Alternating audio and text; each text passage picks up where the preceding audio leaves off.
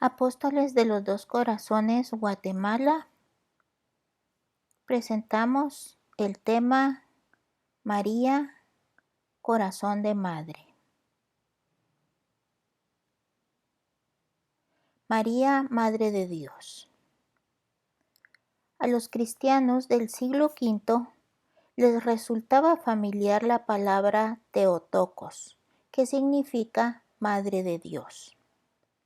El patriarca de Constantinopla, Nestorio, del año 428, afirmaba que Cristo era un sujeto humano unido pero distinto al Verbo, un hombre extraordinario pero no un verdadero Dios.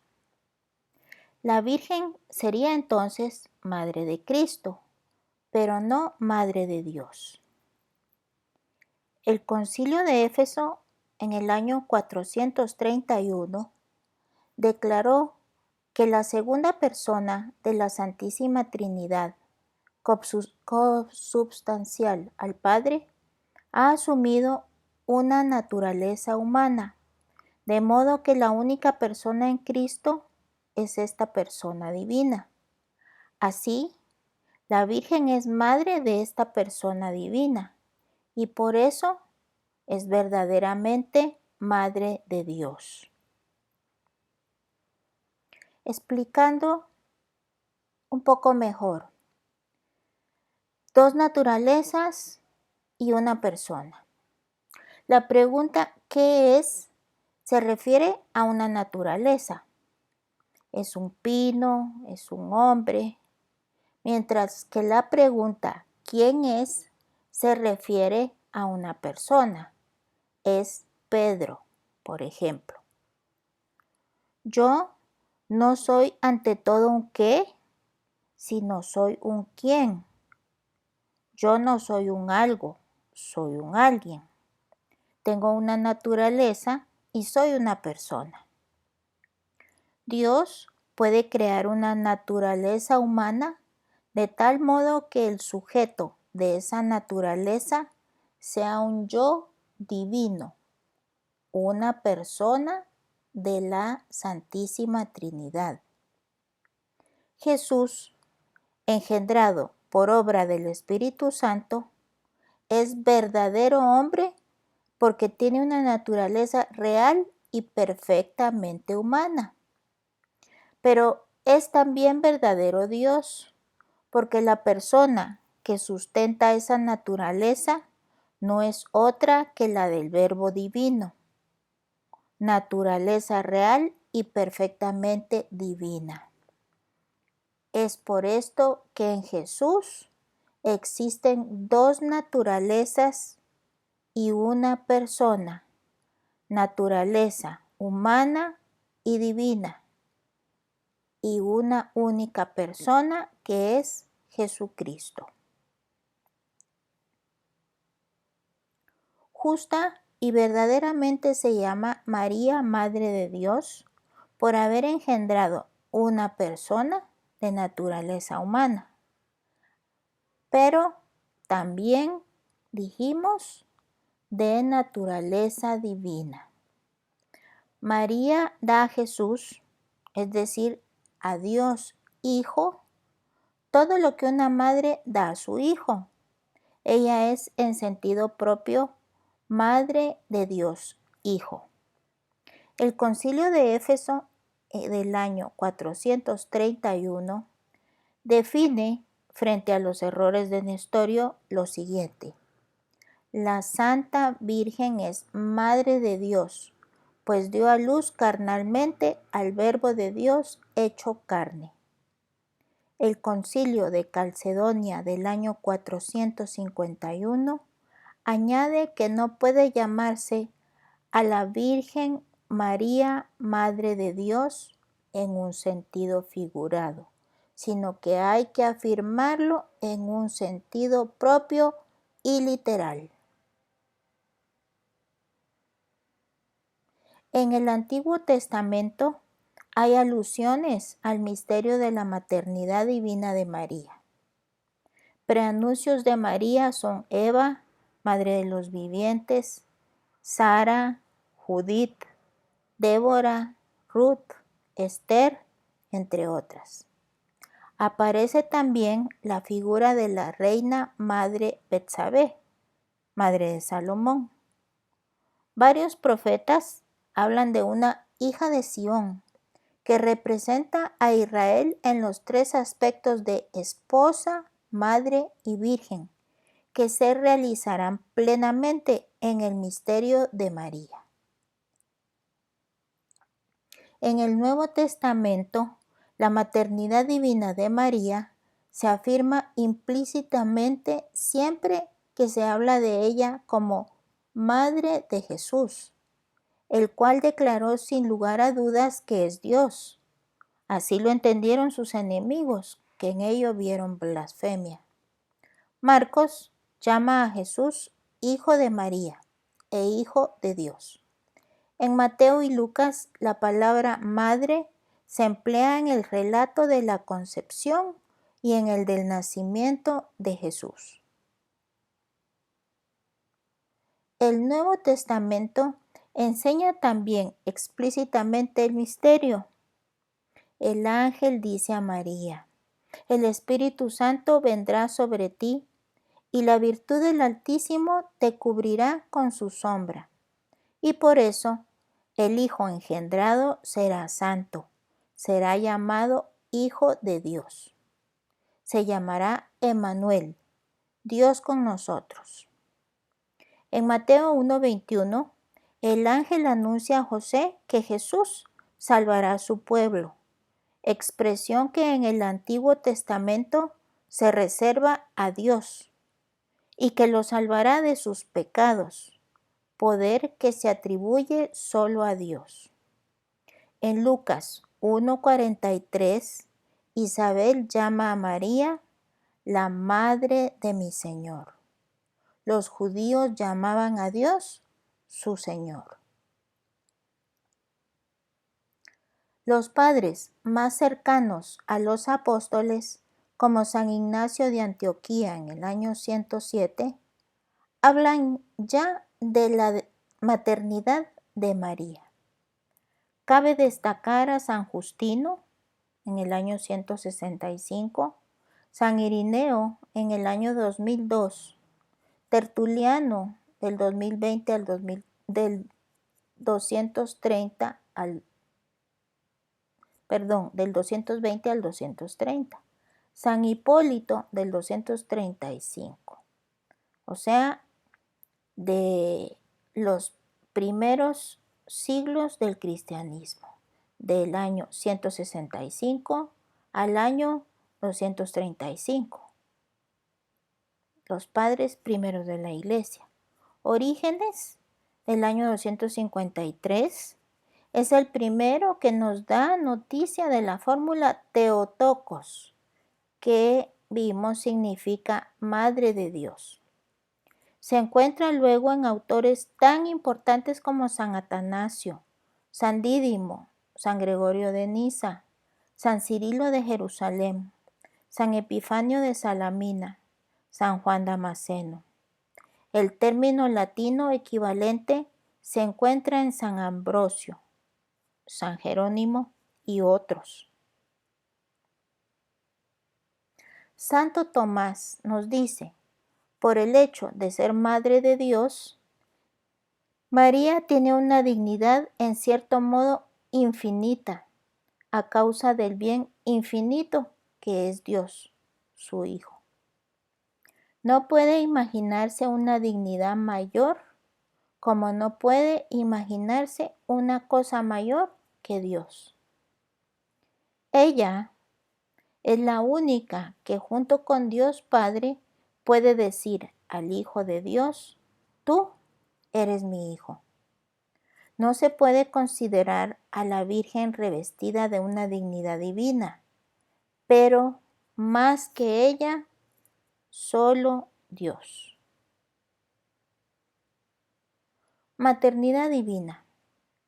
El dogma de la maternidad divina comprende dos verdades. La primera: María es verdaderamente madre, porque ha contribuido a la formación de la naturaleza humana de Cristo, con todo lo que aportan las otras madres a la formación del fruto de sus entrañas. 2. María es verdadera Madre de Dios, es decir, que concibió y dio a luz a la segunda persona de la Santísima Trinidad, aunque no en cuanto a su naturaleza divina, sino en cuanto a su naturaleza humana que había de asumir. Pío IX habla de la misma manera en la bula Ineffabilis Deus. Dios desde el principio y antes de todos los siglos eligió y preparó para su Hijo unigénito la madre de la cual había de nacer al encarnarse en la dichosa plenitud de los tiempos. La amó más a ella que a todas las criaturas del universo, y con amor tal que puso en ella de una manera especial todas sus complacencias. Y por eso la colmó tan maravillosamente con los tesoros de su divinidad, más que a todos los espíritus angélicos, más que a todos los santos, con la abundancia de todos los dones celestiales, y fue siempre exenta por completo de todo pecado, y bella y perfecta, apareció con tal plenitud de inocencia y de santidad que no se puede concebir mayor, exceptuando la de Dios, y que ningún entendimiento que no sea el mismo Dios puede medir tamaña grandeza. La predestinación igualmente de María a la maternidad divina es gratuita o independiente de los méritos de la Santísima Virgen, porque, como lo hemos visto, no ha podido merecer esta divina maternidad, pues hubiese sido merecer la misma encarnación, que es el principio fundamental de todos los méritos de los hombres después del pecado original. Por esto dice María en el Magnificat: mi alma glorifica al Señor, porque se ha dignado mirar mi bajeza o humilde condición de su sierva. También la predestinación de María a la gloria y a la gracia es manifiestamente gratuita, como consecuencia moral necesaria de su predestinación enteramente gratuita a la maternidad divina. Y sin embargo, María ha merecido el cielo, pues fue predestinada a obtenerlo por sus méritos.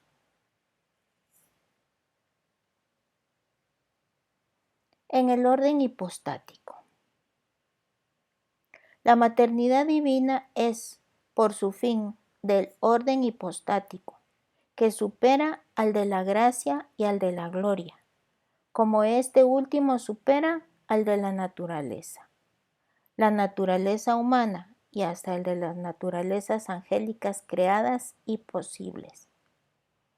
María es en efecto por su maternidad divina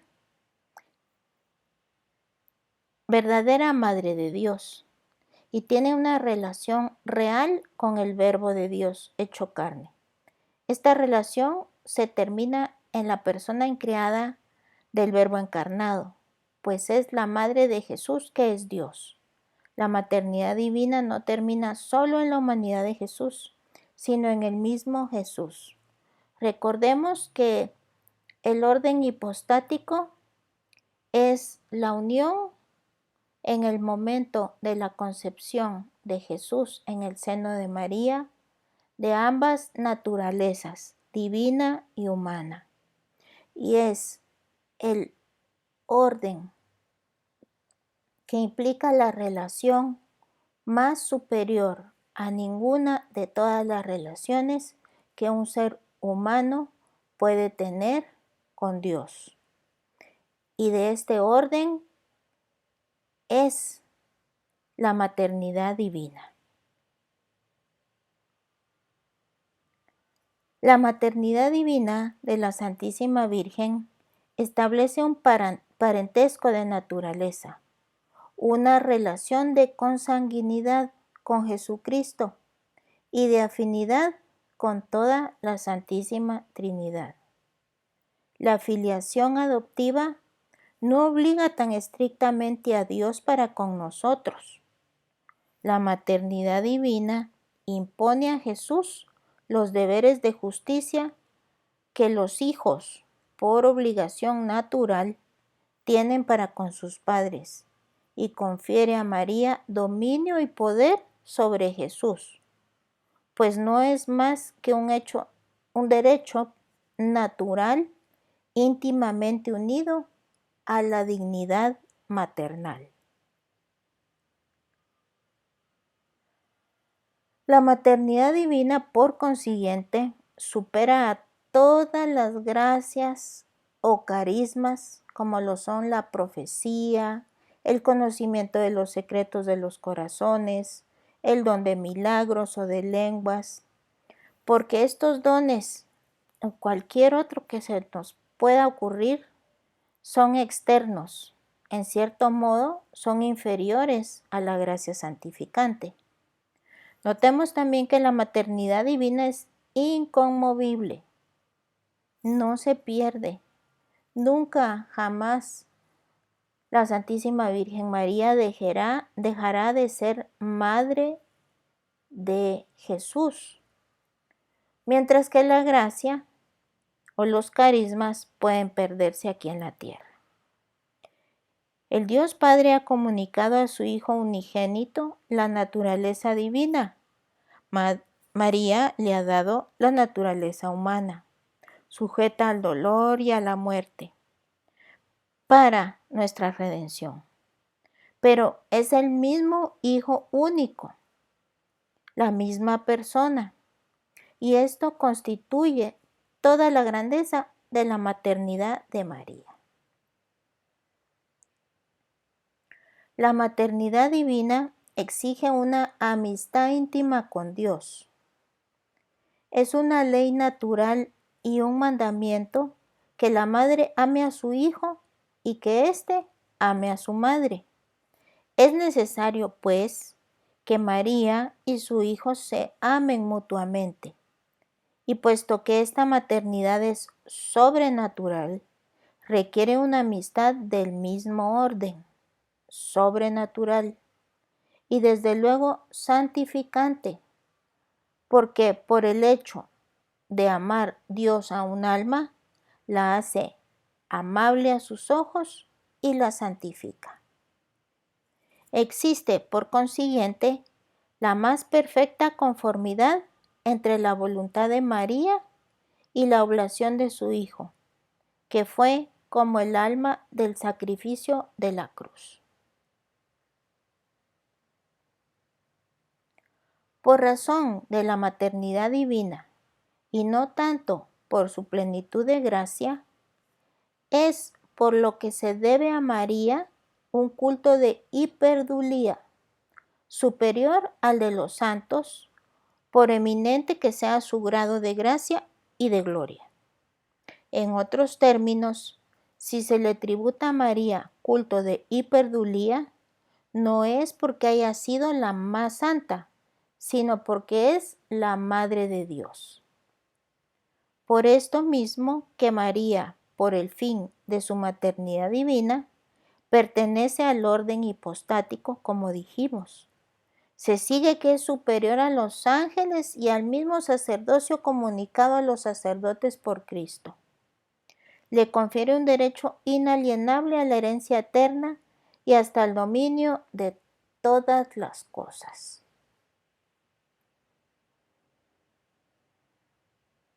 Verdadera madre y verdadero hijo.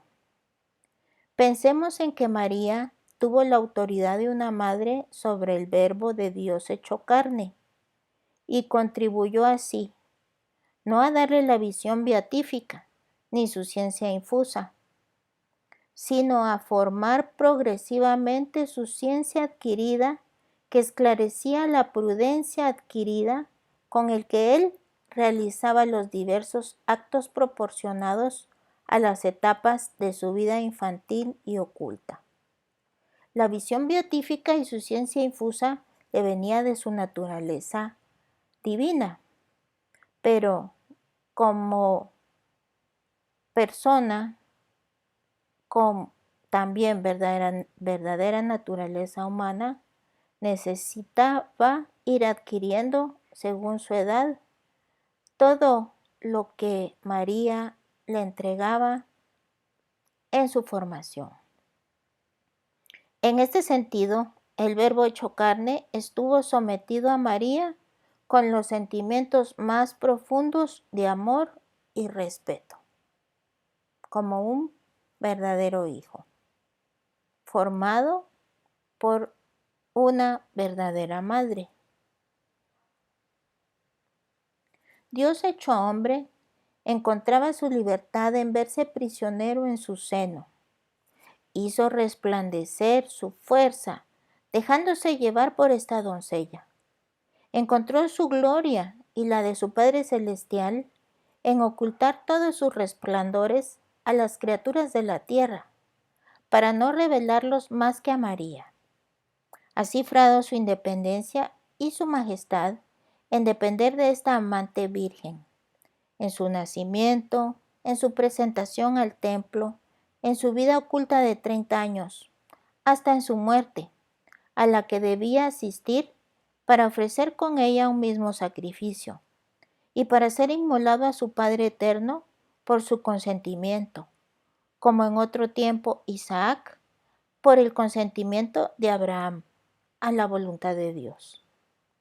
Ella fue la que lo amamantó, lo alimentó y lo conservó, lo educó y también lo sacrificó por nosotros. Y finalmente, nuestro Señor es todavía en el cielo, tan hijo de María como lo fue en la tierra. Esta hermosísima descripción es realizada por San Luis de Montfort en su libro El Tratado de la verdadera devoción a María. La bienaventurada Virgen María fue, entre todas las criaturas, la más cercana a Cristo según la humanidad, puesto que de ella recibió su naturaleza humana. María debió, pues, obtener en el momento de la encarnación un aumento de la plenitud de la gracia. El amor recíproco del Hijo por su madre y de la madre hacia su Hijo confirma lo que acabamos de decir. La gracia es efectivamente el fruto del amor activo de Dios hacia la criatura que Él llama a participar aquí en la tierra, cada vez más de su vida íntima, antes de comunicarle el florecimiento de la vida eterna. Ahora bien, si el Verbo ama a todos los hombres por los cuales se dispone a dar su sangre, si ama especialmente a los elegidos, y entre estos a los apóstoles, a los que va a elegir como ministros suyos, y a los santos que irá llamando en el transcurso de los siglos a su gran intimidad con Él, ama todavía muchísimo más a su madre, que le va a estar mucho más unida que nadie en la regeneración de las almas. Jesús, en cuanto a Dios, ama a María con un amor especialísimo que produce en ella una superabundancia de vida divina capaz de desbordar sobre todas las demás almas. Este doble amor de Jesús, como Dios y como hombre, para con su Santa Madre, lejos de hallar en ella ningún obstáculo, encuentra desde esta vida la más perfecta correspondencia al amor maternal que María tiene por él. Desde luego, se derramaba en ella con una medida que no sabemos nosotros apreciar y que superará considerablemente a la que gozan sobre la tierra los mayores santos, llegados a la cumbre de la vida unitiva con Dios. Si las madres muchas veces son capaces de un amor heroico y de los mayores sacrificios para con sus hijos expuestos a grandes sufrimientos, ¿cuánto más lo sería María para con su Hijo único, al que amaba con un corazón de Virgen Madre, el más tierno y puro que existió jamás, y al que amaba también como a su Dios? Tenía para con él no solo el amor maternal del orden natural, sino un amor esencialmente sobrenatural, originado de su caridad infusa en grado elevadísimo y que no dejaba de crecer. Debió realizarse en ella un progreso ininterrumpido durante los 9 meses de gestación de Jesús en su seno. Debió al contacto permanente con el autor de la santidad. Si la plenitud en el primer instante en el que el Verbo se hace carne es ya incomprensible para nosotros, ¿qué grado debió alcanzar en el nacimiento de Dios? Cada vez que le daba de beber su leche virginal la Santísima Virgen María al pequeño Jesús, recibía en cambio el alimento de las gracias. Cuando María acunaba al pequeño Jesús dulcemente y le daba besos de virgen y de madre, recibía del niño el beso de la divinidad misma, que la hacía más pura y más santa todavía. Cuando cese este contacto físico, no cesará la caridad de María y su amor maternal sobrenatural hacia Jesús, sino que irá en aumento hasta su muerte. La gracia, lejos de destruir a la naturaleza en lo que tiene de bueno, la perfecciona en una medida indecible para nosotros. Todo lo cual quiere decir que si la Santísima Virgen María fue verdadera madre de Jesús en la tierra y Jesús fue verdadero Hijo de María en la tierra, en la gloria está perfeccionado esta relación de madre e hijo por la gloria de la que gozan madre e hijo ya en el cielo. María, Madre de Dios, ruega por nosotros.